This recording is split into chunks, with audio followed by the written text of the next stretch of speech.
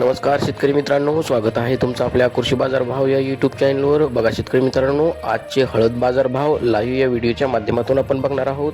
तत्पूर्वी आपण चॅनलवर नवीन असाल व दररोजचे बाजारभाव अपडेट आपल्याला हवे असतील तर या चॅनलला सबस्क्राईब करा आणि या व्हिडिओला नक्की लाईक करा. चला तर व्हिडिओला सुरुवात करूया. कृषी उत्पन्न बाजार समिती आहे सेनगाव, जिल्हा हिंगोली. अवकाली 60 क्विंटल, किमान दर आहे 11,500, सर्वसाधारण दर आहे 13,500, हे सर्वसाधारण दर आहे 12,500 रुपये.